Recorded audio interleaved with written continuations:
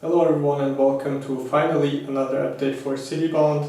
I settled into a new place and laid on my blue sofa, and today I decided to get printer paper, and because of that let's do today's update a little differently.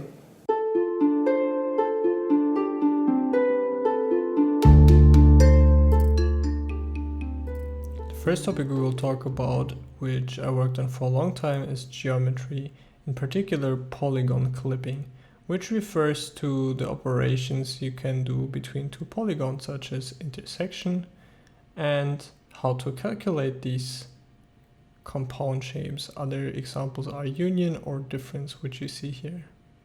The basic algorithm for calculating a clipping of two polygons is to take the two polygons, mark at each intersection whether one polygon enters or exits the other one, then follow along one polygon and at each intersection switch which polygon you're on, always following the polygons in clockwise order, for example, and here you saw how to get the intersection.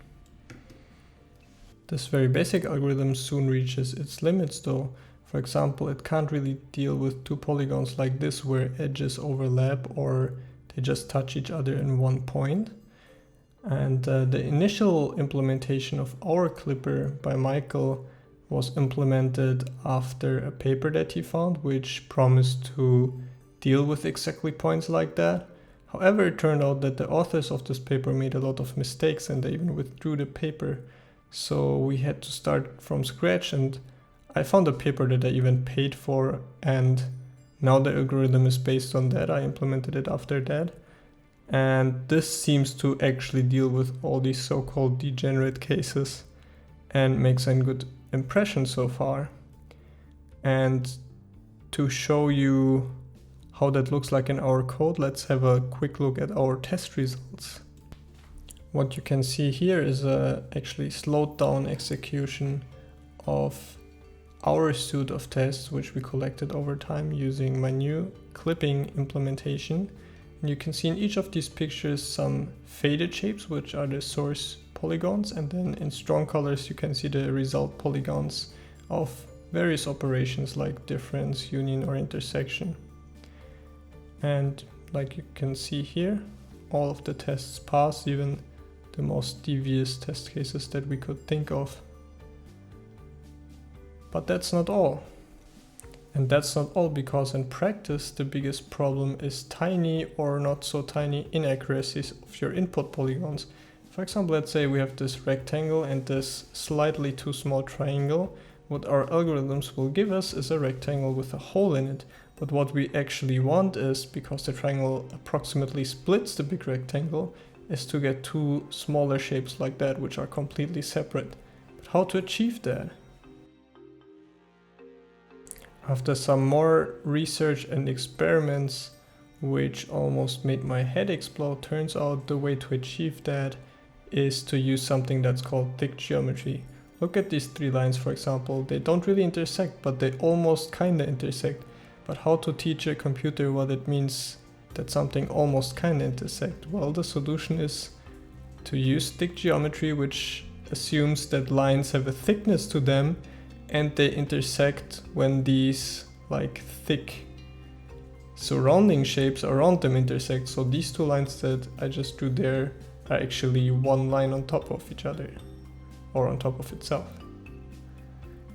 And that's how you can solve something like approximate geometry.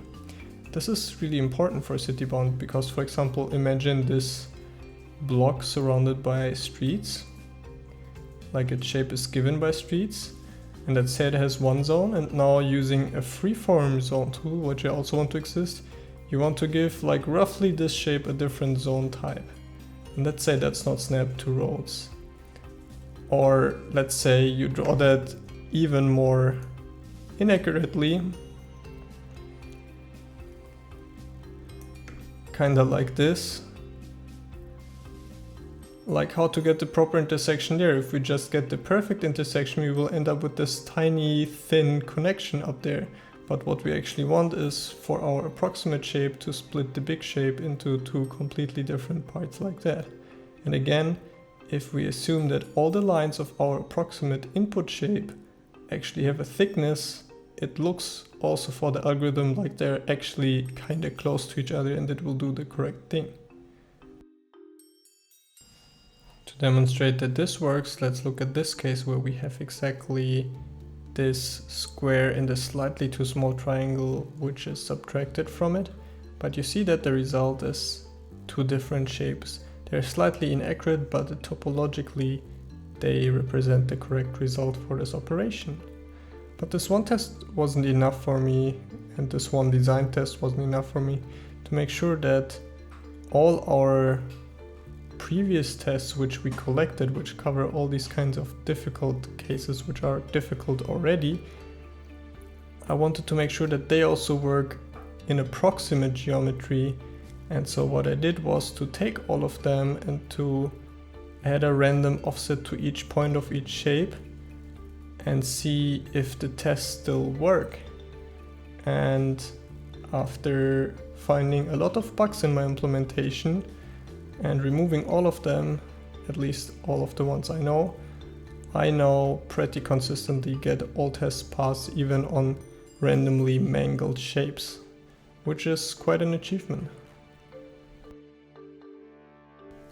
The second big topic which I started to seriously work on now is the topic of multi-threading, or how to introduce parallel processing to Citybound.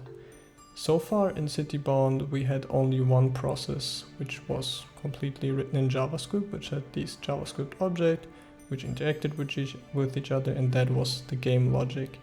And now the question is, how do you scale that to multiple cores? The first thing to do is to introduce something that's called shared memory, which is just a binary part of memory.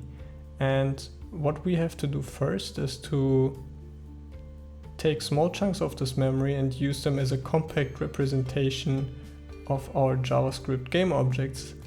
And the neat thing is, as soon as we have that, we can just add a second process which also wraps this binary data in JavaScript game objects, and we can have more game logic in a separate process. Or in fact, we don't even need all of these wrappers. Usually one wrapper is enough. We can save a lot of RAM because now we only have to use the compact representation in our shared memory and only have one big JavaScript object.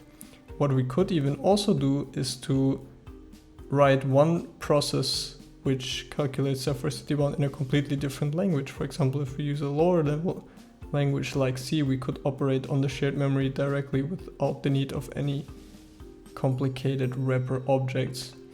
What's also much easier is to communicate this shared memory with the GPU, because it's already binary format which a GPU also understands.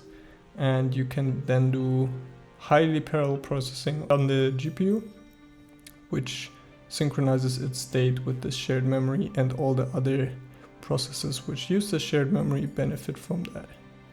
Finally, a small bonus is that this binary representation of the JavaScript game objects can be used as your save game, because if you just take all of this binary data and dump it to disk, that's your save game, and if you load it, because of all these JavaScript wrapper objects, it will just look like you restored the state of the whole game, if we manage to store the whole state of the game actually in the shared memory. But the way it looks so far, I think that's possible. Next question is then, of course, how in practice all of these processes can cooperate and how this cooperation can be organized. Let's say, for example, you have a city and someone's home and someone's work, and what we will do then is to divide the city into these areas where each area belongs to a different process. Each process only processes the agents that are inside its area, and if an agent crosses the border to a different process, it has to be sent like a message or given to the other process. That's the rough idea for that. That's what I'm working on right now, so there's not really more I can show you about that. So let me wrap it up for today. Thank you all for watching. I hope you liked this kind of video, even though I'm already kind of sleepy. I will be gone to Italy for 1 week, but after that I promise you there will be live streams. In fact, I even wanted to make one today in the morning, but I still have some issues with the internet here in my new flat, which I need to iron out with the local admins, I guess. But I will get that done as soon as I'm back. And until then, see you all soon. Take care. Bye bye.